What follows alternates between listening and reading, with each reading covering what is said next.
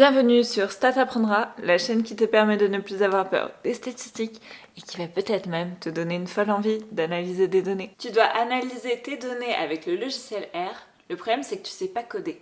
Peut-être pire que ça, en fait, les lignes de code te font paniquer. Contrairement à Denis dans Jurassic Park.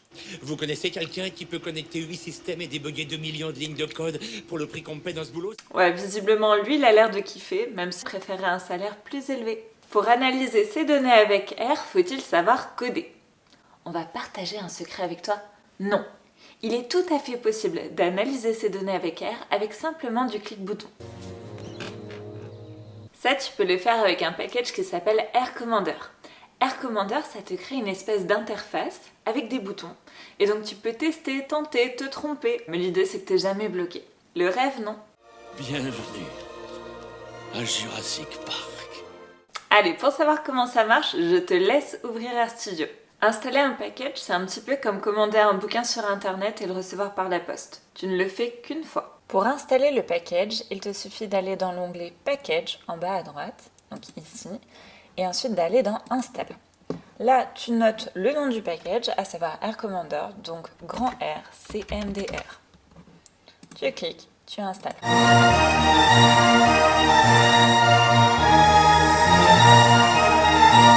Ils sont rapides.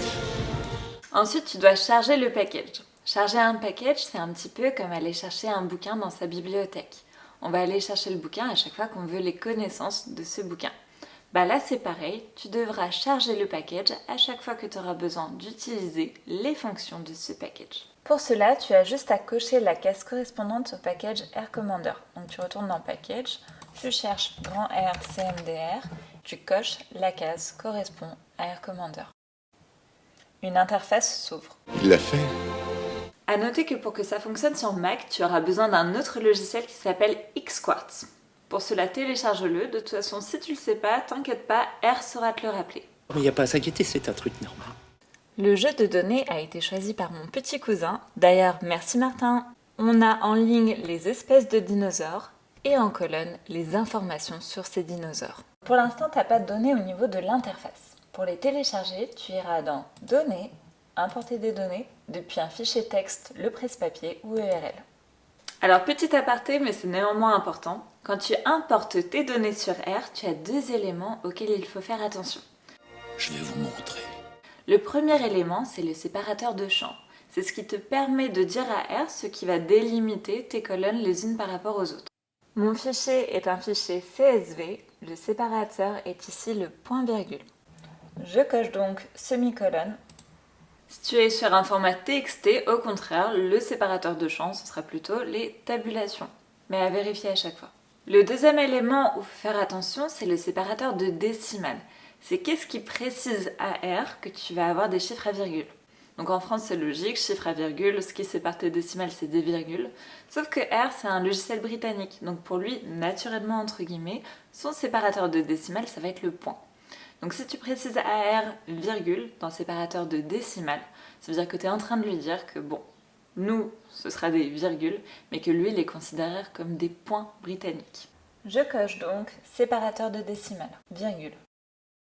Une fois que le jeu de données est importé, tu peux visualiser tes données. Pour cela, tu peux cliquer sur Visualiser. Si tes données se sont bien importées, tu retrouves la structure de ton tableau, à savoir une colonne par variable. Tu peux aussi demander un résumé de ton tableau.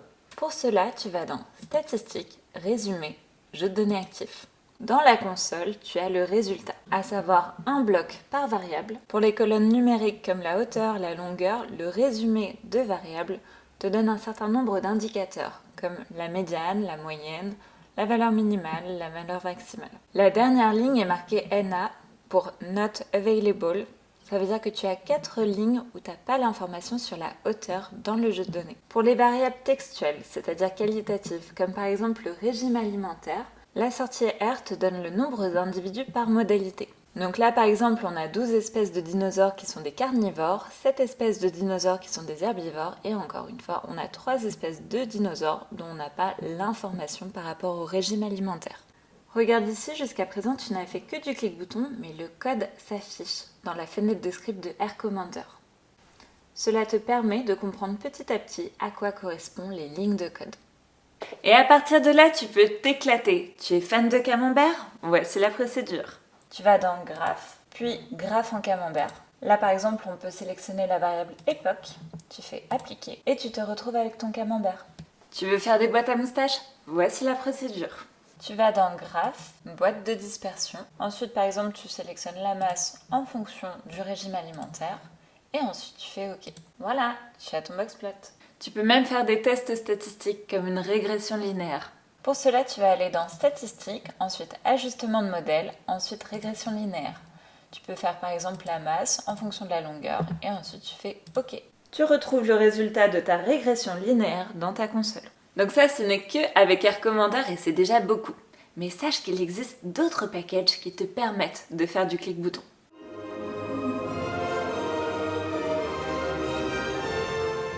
Tu veux faire une ACP? Le package FactoMiner possède un plugin qui permet de rajouter un bouton dans Air Commander pour pouvoir faire les analyses factorielles directement en clic-bouton. Encore une fois, il faut télécharger les packages. Donc là, tu en as besoin de deux, à la fois FactoMiner et à la fois le plugin. Donc FactoMiner, encore une fois, tu donnes le nom du package et tu installes. Pour récupérer le bouton sous Air Commander, tu vas charger le package FactoMiner en premier, le plugin en deuxième. Voilà, le bouton apparaît.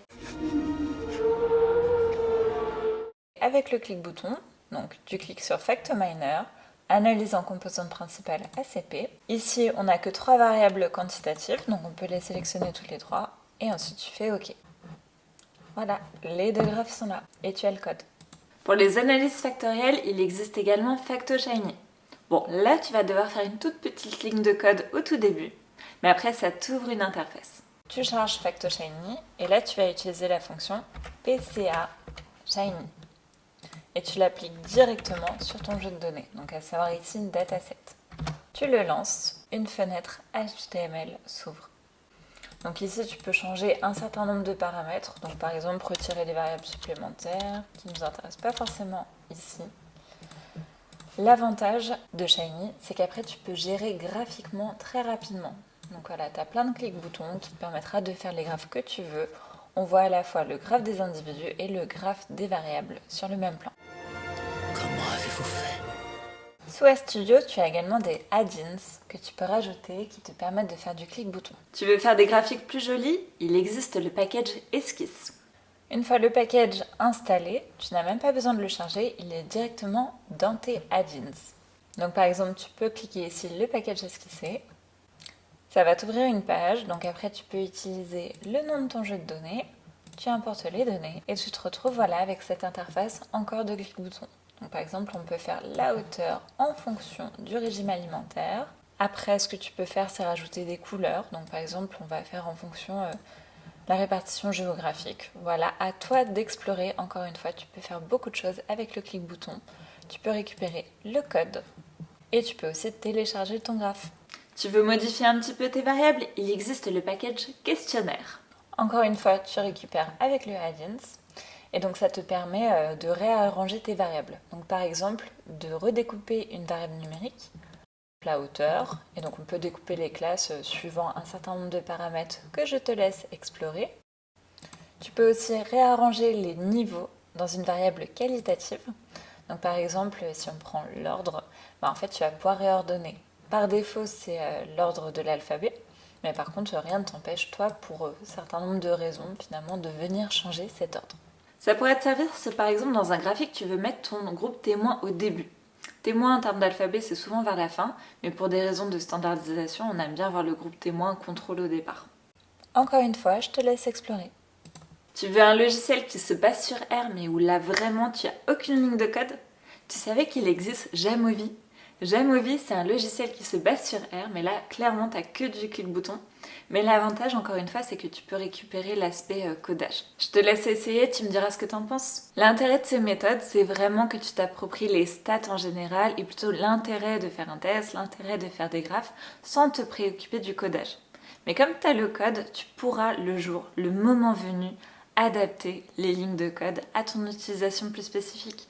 Tu auras plus de flexibilité, tu pourras faire des choses un petit peu plus complexes, mais ça viendra dans un second temps. À un moment donné, tu seras peut-être même capable de combiner les packages, les fonctions, un petit peu comme un musicien qui combinerait les notes pour en faire une mélodie. Ouais, ça peut arriver. Et comme ça, si un jour un Raptor arrive et que tu dois coder quelque chose sur ordinateur pour commander la fermeture de la porte, oui, tu en seras capable.